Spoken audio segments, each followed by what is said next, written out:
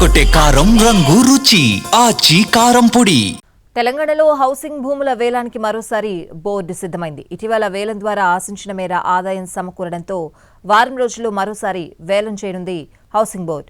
ఒకవైపు హెచ్ఎండిఏ, ఇంకోవైపు టీజీఐఏసీ, మరోవైపు తెలంగాణ హౌసింగ్ బోర్డుల భూముల వేలానికి బిడ్డర్స్ నుంచి మంచి స్పందన వస్తుందని ప్రభుత్వ వర్గాలు చెబుతున్నాయి.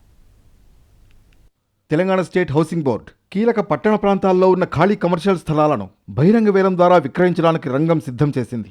హైదరాబాద్లోని చందానగర్, ఉత్తర తెలంగాణలోని ముఖ్య కేంద్రమైన కరీంనగర్లో ఉన్న విలువైన స్థలాలను ఆన్లైన్ వేలం ద్వారా విక్రయించనున్నారు. దీని ద్వారా బోర్డుకు అంచనా వేసిన దానికంటే ఎక్కువ ఆదాయం సమకూరుతుందని అధికారులు ఆశాభావం వ్యక్తం చేస్తున్నారు. టీఎస్ హౌసింగ్ బోర్డు వేలం వేరున్న స్థలాల వివరాలను, వాటికి నిర్దేశించిన కనీస ధరలను వెల్లడించింది.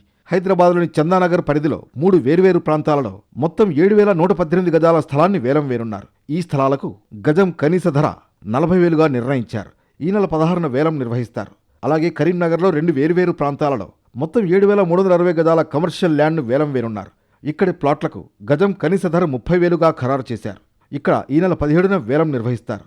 దీనివల్ల రియల్ ఎస్టేట్ రంగంలో కమర్షియల్ భూములకు డిమాండ్ పెరిగే అవకాశం ఉంది. మరోవైపు నవంబర్ 17న రాజీవ్ స్వగృహ కార్పొరేషన్ ఆధ్వర్యంలోని ఓపెన్ ప్లాట్ల విక్రయాలకు మరోసారి మంచి స్పందన వచ్చింది. ఓఆర్ఆర్ సమీపంలోని తొర్రూర్, కుర్మల్గూడ, బహదూర్పల్లి ప్రాంతాల్లోని 163 ప్లాట్లకు బహిరంగ వేలం నిర్వహించగా భారీగా ఆదాయం సమకూరింది. ఈసారి కూడా స్పందన అలాగే ఉంటుందని అధికారులు భావిస్తున్నారు.